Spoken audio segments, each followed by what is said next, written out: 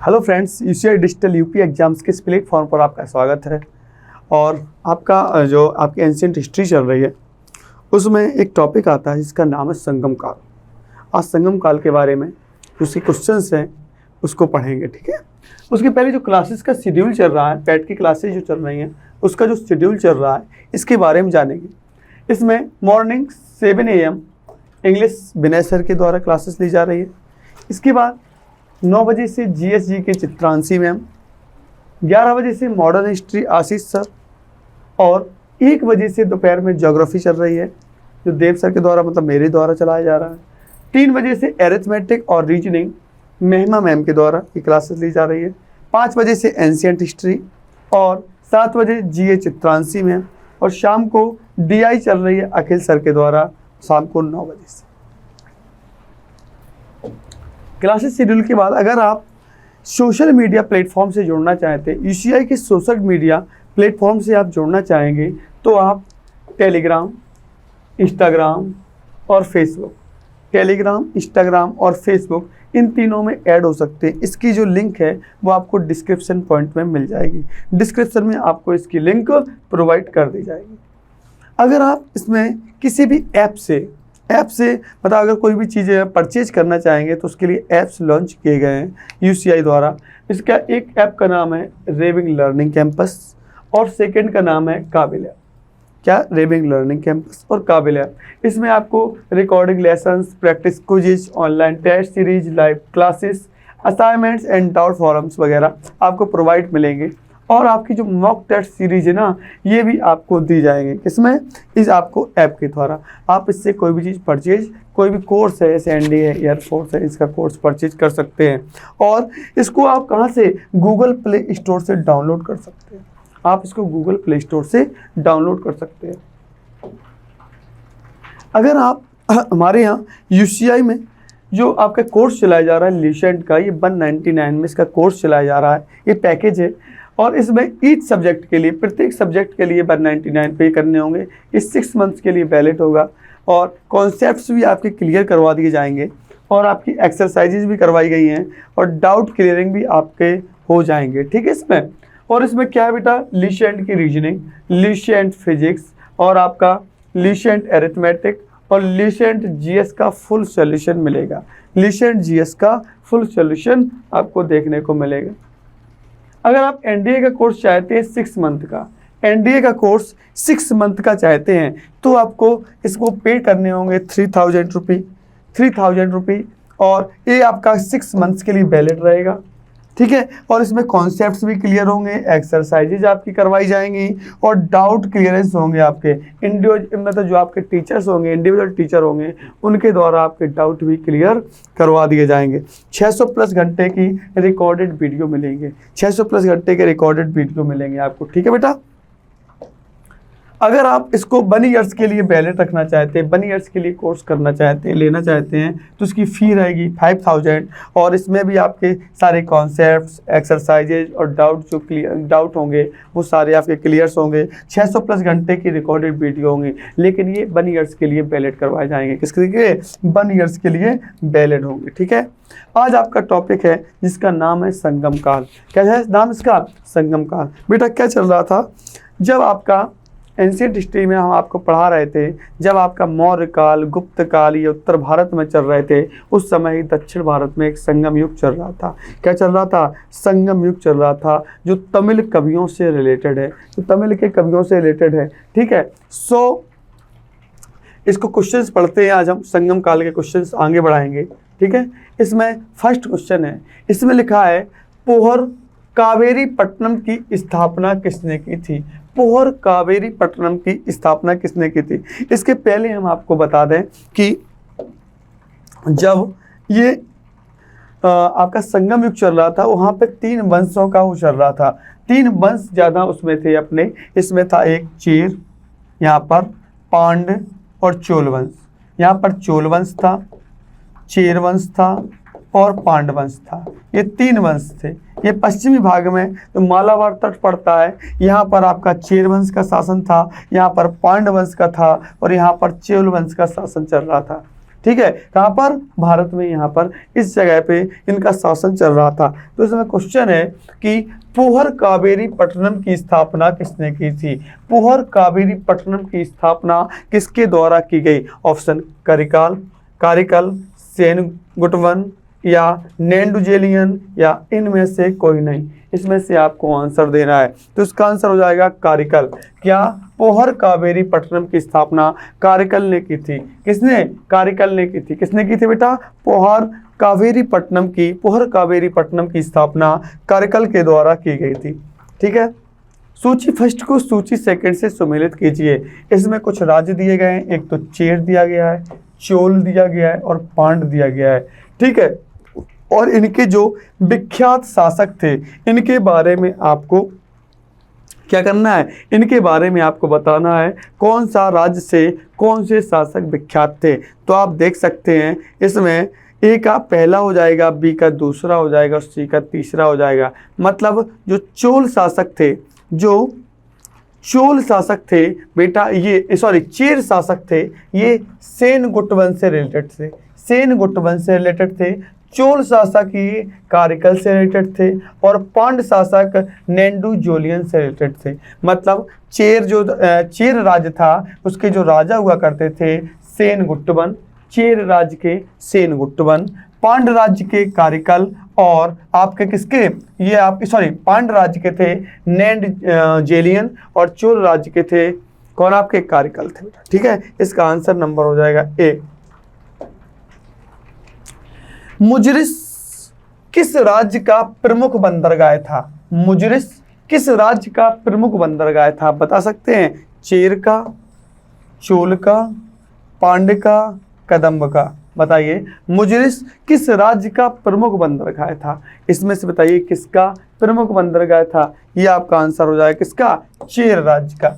Chair राज्य का प्रमुख बंदरगाह था जिसका नाम था मुजरिस। किसका नाम था? मुजरिस। और चेर राज्य के आपको हमने बताया अभी हाल, चेर जो राज्य था इसके जो राजा हुआ करते थे सेनगुट्टवन बताए थे। ठीक है, तो मुजरिस किस राज्य का प्रमुख बंदरगाह था? तो आप बता सकते हैं चेर राज्य का। ठीक है, नेक्स्ट क्वेश्चन, किसके संबंध में यह कहावत है जितनी जमीन में एक हाथी लेट सकता है उतनी जमीन 7 आदमियों का पेट भर सकता है। मतलब ये किसके संबंध में ये कहावत है कि जितनी जमीन में एक हाथी लेट सकता है उतनी जमीन 7 आदमियों का पेट भर सकती है। आप बताइए किसकी कहावत है? तो ये कहावत है आपकी कावेरी डेल्टा की। इसकी कावेरी डेल्टा की। ये ठीक है बेटा, नेक्स्ट क्वेश्चन, प्लिनी के ग्रंथ एवं अज्ञातनामा लेखक के ग्रंथ पेरिप्लस के अनुसार मोती के सीप पांड देश के किस क्षेत्र से निकलते थे? मोती के सीप पांड देश के किस क्षेत्र से निकलते थे? आप बताइए किससे निकलते थे?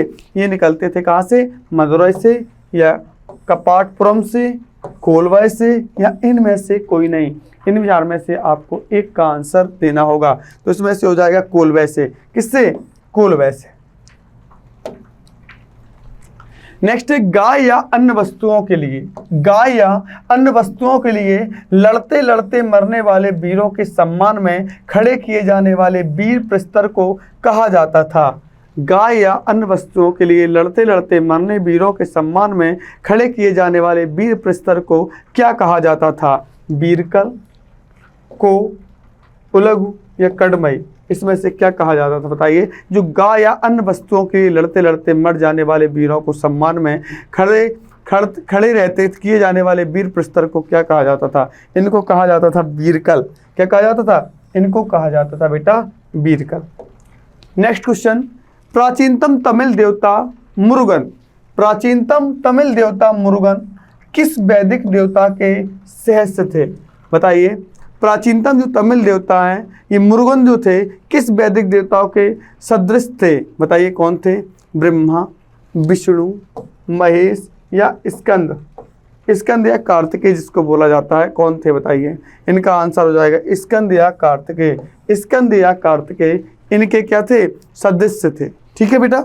नेक्स्ट क्वेश्चन, संगमकालीन साहित्य में कौन को एवं मनन किसके लिए प्रयुक्त होते थे? कौन, को एवं मनन किसके लिए प्रयुक्त होते थे संगम कालीन में?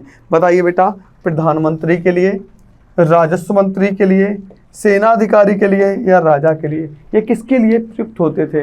तो आप बता सकते हैं ये राजा के लिए प्रयुक्त होते थे। किसके लिए बेटा? ये राजा के लिए प्रयुक्त होते थे। ठीक है, नेक्स्ट क्वेश्चन।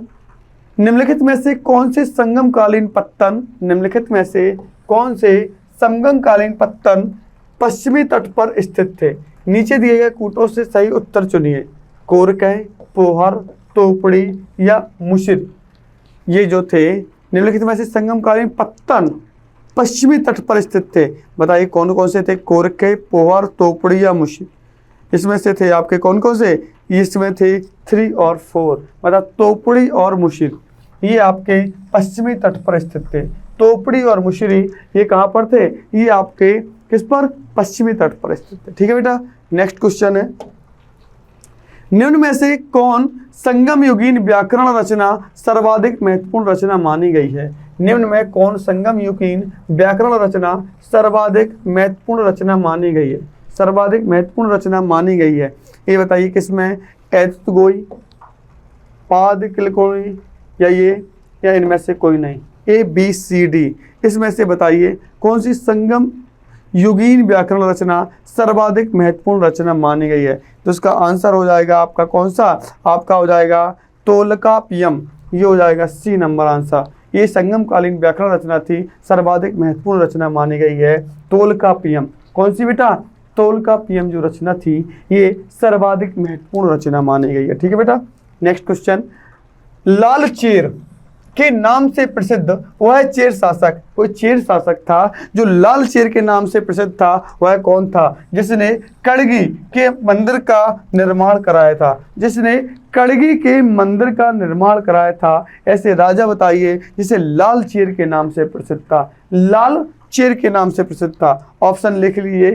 एलारा, कारकाले, सेनगुट्टवन या नेदुन जेरल आदन। इनमें से कौन सा सही होगा? बताइए इसमें से कौन सा आपका सही होगा जो लाल चेर के नाम से जाना जाता था? तो इसका आंसर था सेनगुट्टवन। सेनगुट्टवन एक ऐसा राजा था जो लाल चेर के नाम से जाना जाता था। ठीक है बेटा, नेक्स्ट क्वेश्चन। तमिल का गौरव ग्रंथ जीवक चिंतामणि, तमिल का गौरव ग्रंथ जीवक चिंतामणि किससे संबंधित था? जीवक चिंतामणि किससे संबंधित था? जैन से, बौद्ध से, हिंदू से, ईसाई से? जैन से, बौद्ध से, हिंदू से, ईसाई से? बताइए। ये तमिल का गौरव ग्रंथ था जीवक चिंतामणि, किससे संबंधित था? तो ये था आपका किससे? जैन से। ये आपका जैन से संबंधित था। ठीक है बेटा, नेक्स्ट क्वेश्चन। तमिल भाषा के शिल्पाधिकारम, तमिल भाषा के शिल्पाधिकारम और मणिमेखलई नामक गौरव ग्रंथ किससे संबंधित है? तमिल भाषा के शिल्पाधिकारम, तमिल भाषा के शिल्पाधिकारम और मणिमेखलई नामक गौरव ग्रंथ किससे संबंधित है? जैन धर्म से, बौद्ध धर्म, हिंदू धर्म या ईसाई धर्म? बताइए। जो तमिल भाषा का शिल्पाधिकारम और मणिमेखलई नामक गौरव ग्रंथ है ये किससे संबंधित है? ये आपका बौद्ध धर्म से रिलेटेड है। किससे बेटा? ये बौद्ध धर्म से रिलेट करता है। ठीक है, नेक्स्ट क्वेश्चन। निम्न में कौन संगम युगीन व्याकरण रचना सर्वाधिक महत्वपूर्ण रचना मानी गई है? निम्न में से कौन संगम युगीन व्याकरण रचना सर्वाधिक महत्वपूर्ण रचना मानी गई है? ऑप्शन ABCD इनमें से बताइए कौन सी व्याकरण रचना सर्वाधिक महत्वपूर्ण मानी गई है? तो अब यह इसका पहले भी आंसर था, ये तोलकाप्पियम। तोलकाप्पियम जो रचना है ये सर्वाधिक महत्वपूर्ण रचना मानी गई है। ठीक है बेटा, नेक्स्ट क्वेश्चन। निम्नलिखित राजवंशों में किसका उल्लेख संगम साहित्य में नहीं हुआ है? निम्नलिखित राजवंशों में किसका उल्लेख संगम साहित्य में नहीं हुआ है? कदम्ब का, चेर का, चोल का, पांड्य का? बताइए। इसमें इसका कदम्ब का नहीं हुआ है। किसका नहीं हुआ है? कदम्ब का इसमें साहित्य का यूज नहीं हुआ। किस उल्लेख का? संगम साहित्य में नहीं हुआ, कदम्ब का नहीं हुआ बेटा। चेर का तो होगा, ये बताइए आपको। चोल का भी हुआ है और पांड्य का भी हुआ है। चेर, चोल एंड पांड्य। ठीक है बेटा, नेक्स्ट क्वेश्चन। संगम युग में उरैयूर किस लिए विख्यात था? उरैयूर किस लिए विख्यात था? मसालों के व्यापार का महत्वपूर्ण केंद्र, कपास के व्यापार का महत्वपूर्ण केंद्र, विदेशी व्यापार का महत्वपूर्ण व्यापारिक केंद्र या आंतरिक व्यापार का महत्वपूर्ण व्यापारिक केंद्र? आप बताइए। मसालों के व्यापार का महत्वपूर्ण व्यापारिक केंद्र, या फिर कपास के व्यापार का महत्वपूर्ण व्यापारिक केंद्र, विदेशी व्यापार का महत्वपूर्ण व्यापारिक केंद्र, या आंतरिक व्यापार का महत्वपूर्ण व्यापारिक केंद्र। तो इसका आंसर हो जाएगा कपास के व्यापार का महत्वपूर्ण व्यापारिक केंद्र। ठीक है बेटा, नेक्स्ट क्वेश्चन। तोलक पीएम ग्रंथ संबंधित है। तोलक पीएम ग्रंथ संबंधित है। तोलक पीएम ग्रंथ संबंधित है किससे बताइए? प्रशासन से, विधि से, व्याकरण और काव्य से, उपर्युक्त सभी से। तोलक पीएम ग्रंथ संबंधित है प्रशासन से, विधि से, व्याकरण और काव्य से, व्याकरण और काव्य से, या उपर्युक्त सभी से। तो ये हो जाएगा व्याकरण और काव्य से। किससे? व्याकरण और काव्य से। ठीक है बेटा, नेक्स्ट क्वेश्चन। धार्मिक कविताओं का संकलन कुरल किस भाषा में है? धार्मिक कविताओं का संकलन कुरल किस भाषा में है? ये किस भाषा में है कुरल बताइए? ग्रीक में, तमिल में, तेलुगु में, पाली में। ग्रीक में, तमिल में, तेलुगु में और पाली में। बताइए किस में है? ये है तमिल में। किस में बेटा? तमिल में। ठीक है बेटा, नेक्स्ट क्वेश्चन। किस संगम युगीन राज्य के संरक्षण में, किस संगम युगीन राज्य के संरक्षण में 3 संगमों का आयोजन किया गया? किस संगम युगीन राज्य के संरक्षण में 3 संगमों का आयोजन किया गया था? चेर, चोल, पांड या पल्लव। बताइए किसके शासनकाल में? तो ये किया गया था पांड में। किसमें? पांड में 3 किए गए थे। पांड में पहले के अध्यक्ष अगस्त करके थे, सेकंड के भी अगस्त ही रहे थे। ठीक है, तो किस संगम युगीन राज्य के संरक्षण में 3 संगमों का आयोजन किया गया है? वो किया गया पांड में। नेक्स्ट है, किसने उल्लेख किया है कि नंदों ने अपना कोष गंगा की धारा में छिपा रखा था? गंगा की धारा में छिपा रखा था। मामूलनार, या तोलक पियर, या तिरुवल्लुवर, या नक्कीरर। बताइए किसने? बेटा ये देखो, ये दक्षिण से रिलेटेड नेम है, तो आपको थोड़ा टफ लग रहे होंगे ये नेम। ये तमिलनाडु से रिलेटेड, या ठीक है पूरा दक्षिण नाम है, इसलिए आपको ये थोड़े से हल्के से टफ लगेंगे। ठीक है, तो इसका आंसर हो जाएगा मामूलनार। क्या हो जाएगा? मामूलनार। इन्होंने नंदों ने अपना कोष गंगा की धारा में छिपा रखा था। नेक्स्ट क्वेश्चन है, सूची फर्स्ट को सूची सेकंड से सुमेलित करना है। राज्य चेर, चोल और पांड, और राज्य की चिन्ह पूछा गया था कि धनुष किसका था, बाघ किसका था और मछली किसका था? चेर का, चोल का, पांड का। देखो बेटा, चेर का तो धनुष था, और पांड का मछली, और चोल का बाघ था, यही था। तो आपका आंसर हो जाएगा ए का 1, बी का 2, सी का 3। चेर का धनुष था, और पांड का आपका क्या हो जाएगा? नीचे मछली है, और बाघ है। बाघ था आपका किसका? चोल का बाघ था। ठीक है बेटा, नेक्स्ट क्वेश्चन। सूची फर्स्ट को सूची सेकंड से सुमेलित कीजिए। सूची फर्स्ट की जो पुस्तक है, तोलक कंपियम, शिल्पाधिकारम, मणिमेकलई और जीवक चिंतामणि। तोलक कंपियम, शिल्पाधिकारम, मणिमेकलई और जीवन चिंतामणि, ये किस लेखक की पुस्तक है? ये किसके? तोलक कंपियर, इलांगो अडिगल, या शीतलय सतनार, या तिरुत्तुकदेवर। इसके बारे में बताइए किसकी कौन सी पुस्तक है? तो इसका आंसर हो जाएगा पहली पुस्तक जो है तोलक कंपियम, ये है आपकी तोलक कंपियर की, इसकी है। सेकंड पुस्तक है शिल्पाधिकारम, इलांगो आडिगल की। सी है मणिमेकलई, शीतलय सतनार की, और जीवक चिंतामणि है आपकी इसकी। ठीक है, ए का 1 हो जाएगा, बी का 2 हो जाएगा, सी का 3 हो जाएगा, और डी का 4 आंसर आपका हो जाएगा। ठीक है, नेक्स्ट क्वेश्चन। सूची फर्स्ट को सूची सेकंड से सुमेलित कीजिए। क्षेत्र जो है कुरुंजी, पालई, मुल्लाई या मरुदम, न्यूल, ये किससे रिलेटेड है? पहाड़ी, मरुभूमि, निर्जन स्थल, जंगल, कृषि भूमि या तटीय क्षेत्र।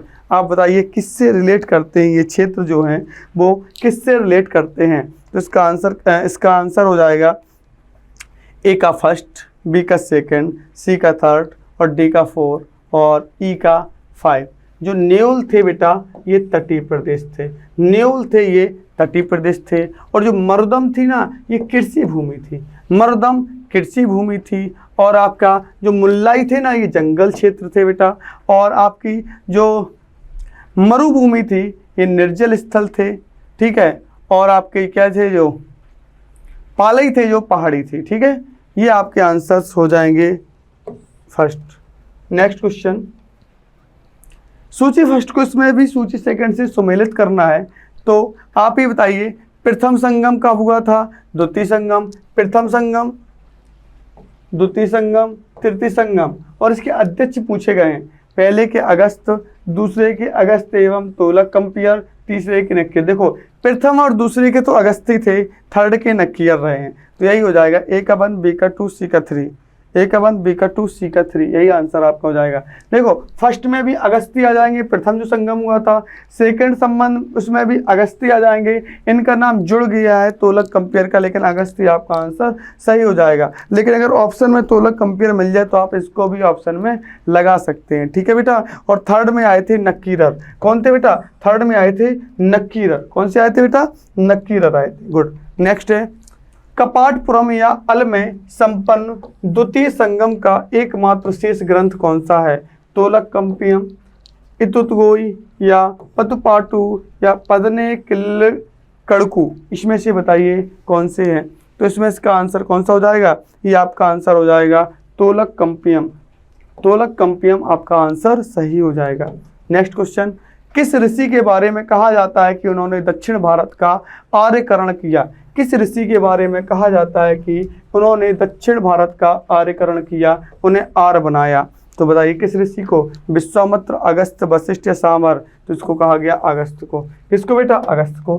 नेक्स्ट क्वेश्चन, स्ट्रैबो के अनुसार संगम युग के किस वंश के शासक ने रोमन सम्राट के दरबार में 20 ईसा पूर्व के लगभग अपना एक दूत भेजा था। स्ट्रैबो के अनुसार संगम युग के किस वंश के शासक ने रोमन सम्राट के दरबार में 20 ईसा पूर्व के लगभग अपना एक दूत भेजा था, बताइए। तो ये भेजा था पांड नरेश ने।